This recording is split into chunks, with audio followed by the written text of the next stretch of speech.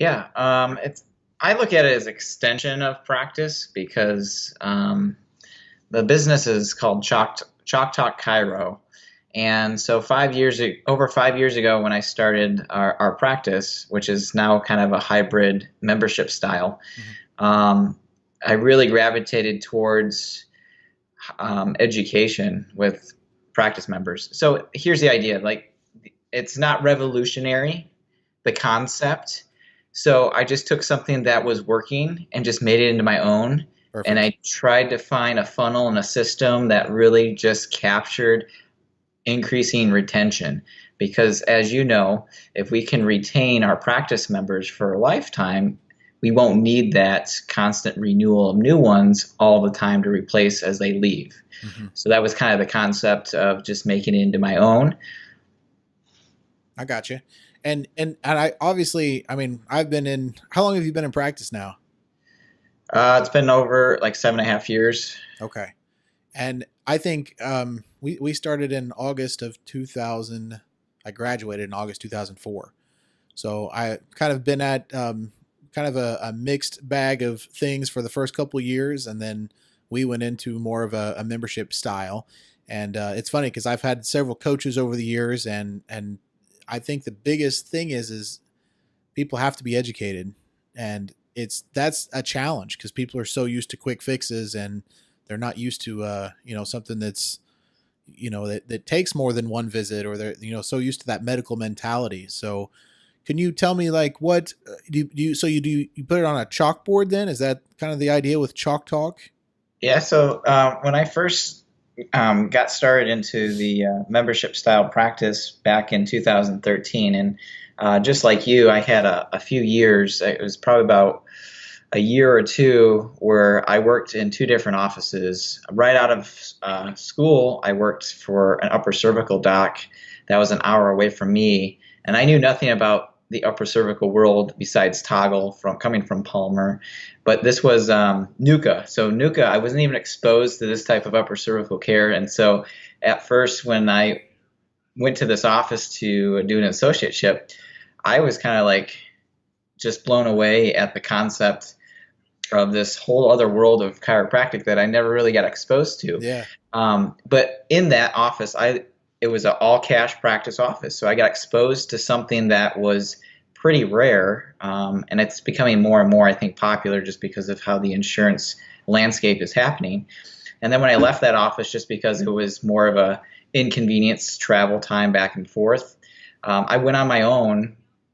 I was kind of a hybrid season where I was not working for anybody. I was kind of a traveling chiropractor, if you will, for family and friends and doing stuff on the side. Mhm. And then I finally did associateship for a year in an insurance practice, and I got to get that side of experience and did not like it for many reasons, but I got both worlds. And so why I'm bringing this up is because the insurance world, I felt like I was persuading my members, clients, patients, whatever you want to call them, to continue on beyond their insurance coverage. Mhm. And it just felt so exhausting to work in a system that was not lining up with what chiropractic really is about. So that kind of got me excited, obviously, as I went into my own practice in 2013. But the concept of Chalk Talk Chiro is basically, I got inspired through, you've probably heard of Bill Esteb and his Perfect Patient website. Yeah. He has those free whiteboards that you can use. So I Mhm. started dabbling in that. I started getting research information from like Keith Wassing. And so just taking this information and I basically applied it into chalkboards that were not only informative, but also eye catching. And you had to keep it within a reasonable amount of time too, because being a practice where we were not scheduling appointments, so it can be very heavily at times with practice members. So your time constraints were probably between 3 or 5 minutes or less for a practice member. So in that time frame, it was like, how do I educate them with something that was visually stimulating, but also gets to the point and delivers the message of benefits of chiropractic and the principles of chiropractic in that short amount of time every time that I could see them. So that was kind of the concept of taking that was information that was already out there, Sure. stuff that chiropractors and offices were already doing, but did it more so in a streamlined system, if you will, and just taking the creative background that I love to do art and stuff like that, Yeah. just put it into my own. That's very cool. I think it's, even over the years, I mean, I think we all take where we're at today from some sort of foundational standpoint. Obviously, I've had different coaches over the years, and it seems like they've all been something. There's always some sort of, I'm sorry, my phone is ringing. I'm trying to get to stop here. So hang tight. All right. So, but it seems like there's always some sort of coach. We've all had, I mean, I had several different coaches over the years, and we all get some building blocks from that. And then we all kind of make it our own. And that's kind of, I have seen that, and that's kind of, I've done kind of some similar stuff. But one thing I have seen, and I don't know how, I'm interested in how you package this, because I have seen where, like, I used to put things up on the board, and sometimes I get lazy and I have to go like dig out the file that was sent, and it's kind of a headache, to be honest. And so I'm curious how you have it packaged. Is it okay if we share how you package that up? Sure. Again, a lot of this stuff I try to keep as simple as possible because I'm reaching an audience that wants more simplicity. Mm-hmm. And when you talk about like education, I think the more complex you go and the more steps that there is just in general with anything in life, it gets very easily distracting for you. And then you're like, this is too much work. So the idea is that it's simple, but also there is some requirement of work in there in the beginning processes.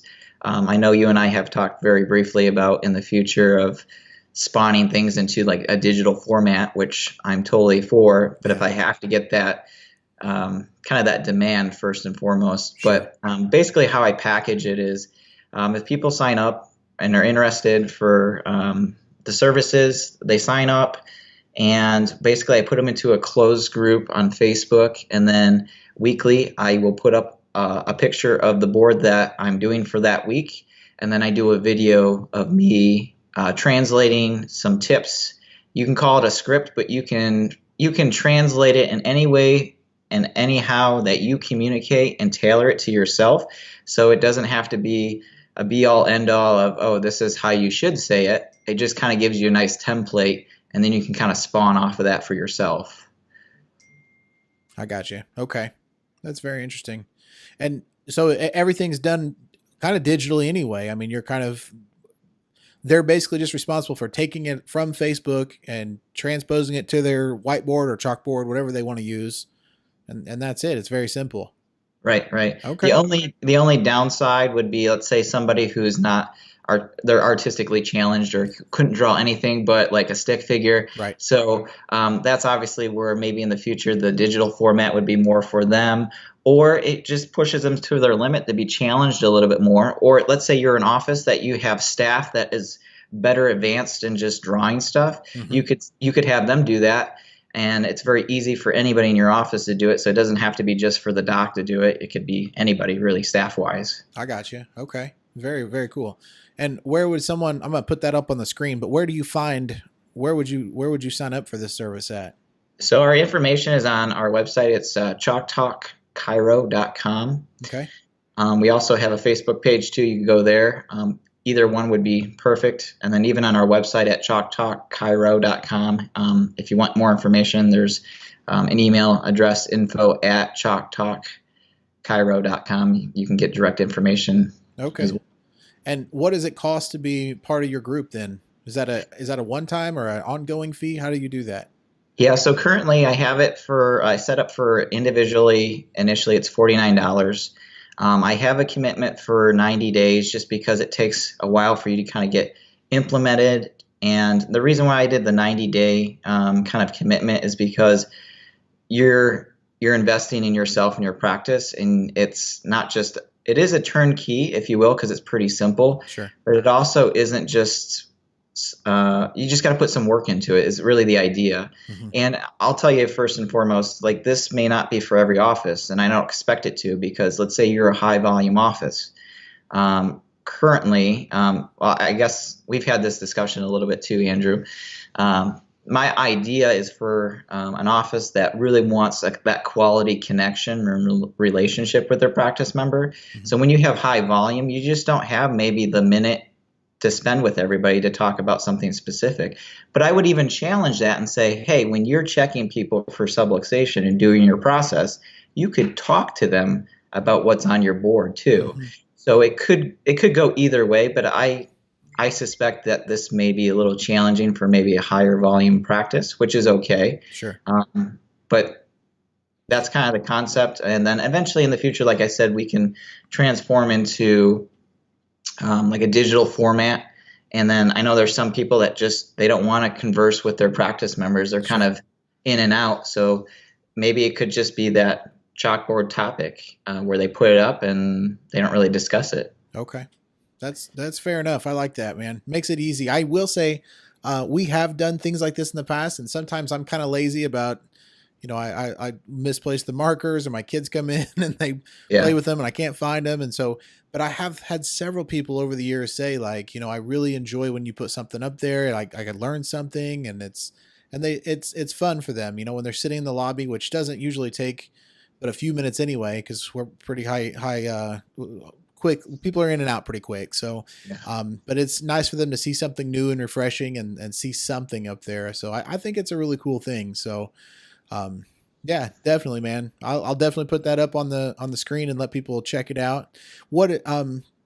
So you said it was $49 Initially, yep. So initially. eventually, Okay. after a certain point in time, that may change. But initially, when I get things kind of started and boosted, that's kind of an ongoing initial rate. Okay. And then is that a monthly rate then, or is that Yes, correct. A okay? monthly Okay. rate. Perfect. Okay. That's what I want to And hear. so, and also too, to kind of divulge into that, so you pay the monthly rate, and you're also getting weekly board access. So I'm giving a board basically every week. So you have up to 52 boards a year. Obviously, we're all not in practice 52 weeks a year, but you have Right. a concept of things you can pick and choose. And there might be topics or boards that just don't, let's say, mesh for your practice, Sure. or let's say you're just not comfortable. If I did something that was just not in line with, maybe, let's say I did something on topic of nutrition or something like that.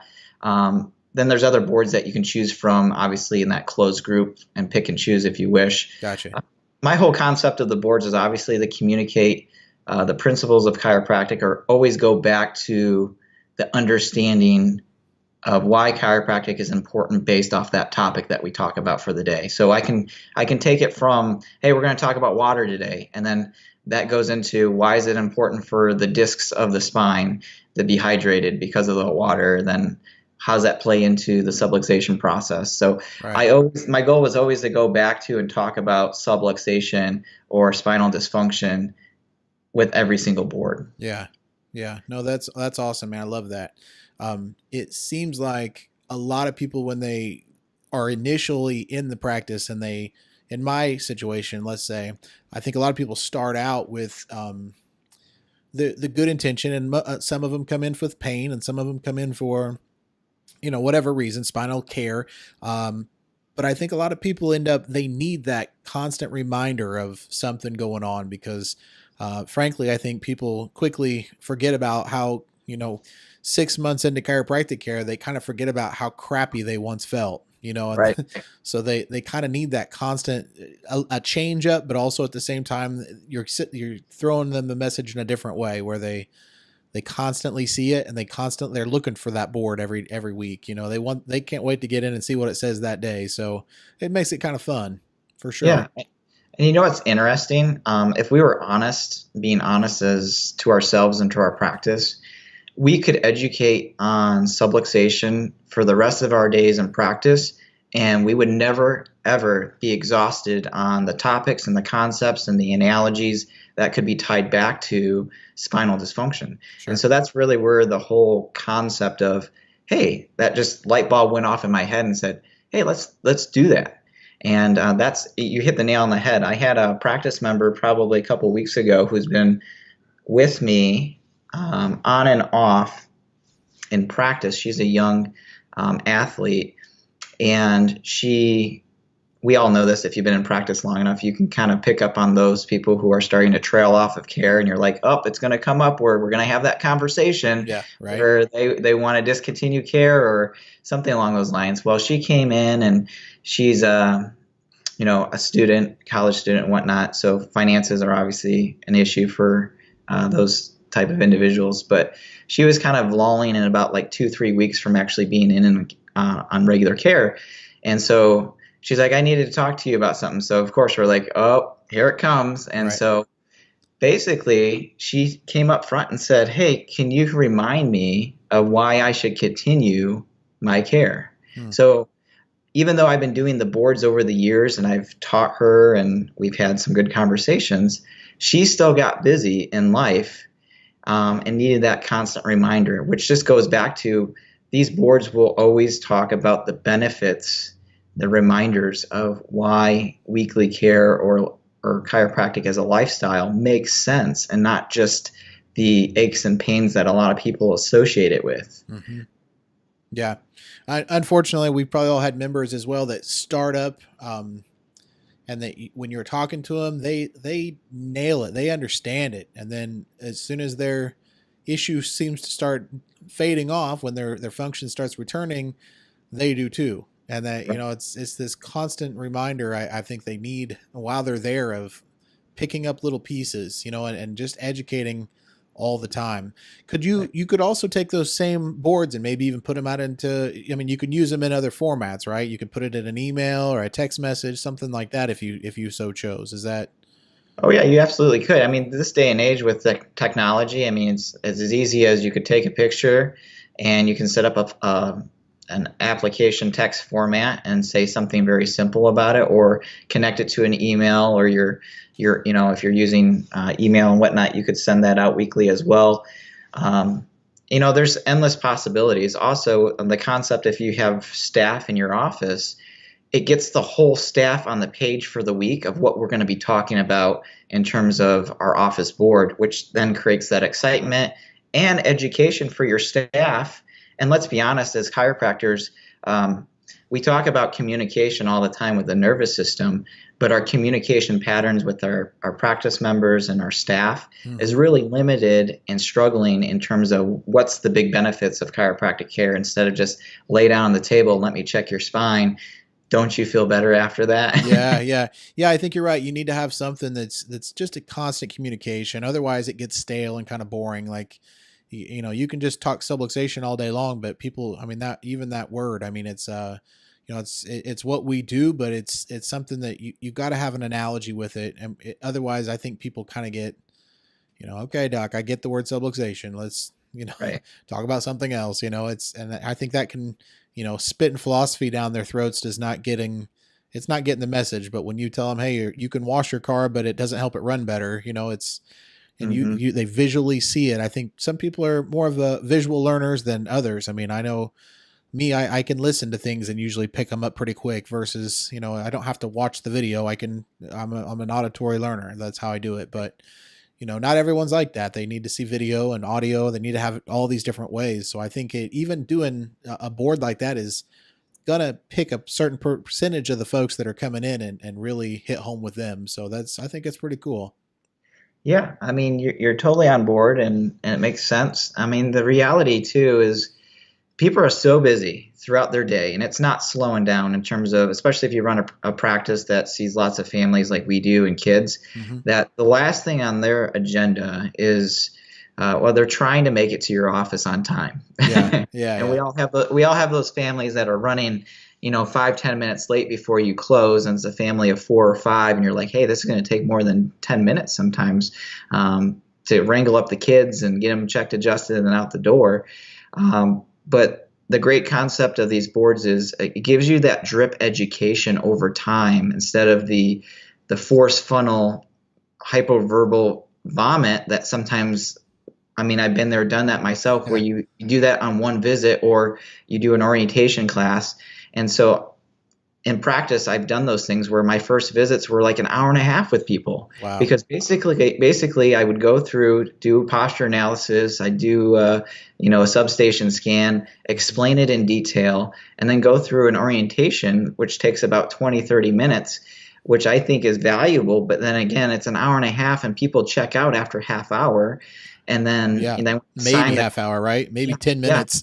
Depends. and then sign at the dotted line, and then you think you're all good to go because Not the you had that case. hour and a half conversation. They forgot probably 90% of that stuff. Yeah. And so this is, trial and error in the sense that, hey, how do I make not only my systems crisper, cleaner, and more focused on what we do, but also make them the time constraint and management a lot quicker, and then just do that drip education because it's more valuable. People retain it better, and you get to start up like conversations with people on board topics. I mean, I could tell you tons of conversations on different board topics where the least likely people you thought would bring up a conversation with you did because something on your board intrigued them and they wanted to ask you a question. Yeah. I can So absolutely see that. And I think it's been my fault a lot of times because I have taken the idea that someone actually picked up what I was putting down that first visit. And, yeah, later on they have all these questions that I'm like, man, I should have been, I thought they got it. I thought just yeah, because, and part of that is I think maybe even I graduated in '04, and I don't think I really understood chiropractic for the first 4 years I was out in practice. I didn't really have any idea, what this was doing. And part of that was I worked for another guy for a year and he taught me everything I didn't ever want to do again, yeah, which was setting up his physical therapy room and, all these like this concept that chiropractors eat their young, I think yeah, it's very true. And, unfortunately, I mean, some people never get to a real good philosophy with chiropractic. And it sounds like, this is, it stays on track with folks that are having a strong philosophy. And I think that's really what's going to build a practice. At the yeah, end of the day, people need to understand, that it's not something that you see. It's that communication.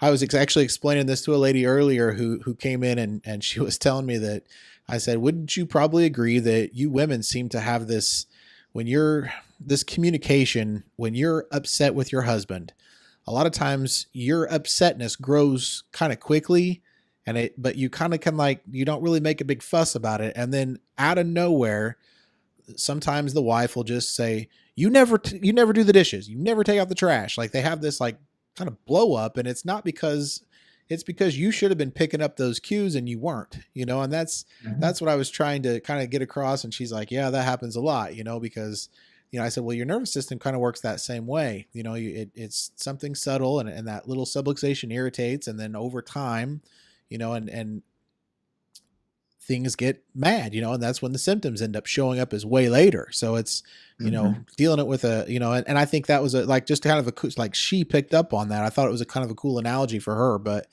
yeah. that's, having these little analogies like that you're picking up on every week and putting out there. I think that's a really cool thing. So, hey man, I want to thank you for coming on today and just, sharing with us kind of what you do. And I'll make sure to get your link on the page and so that folks can see it, and we'll go from there.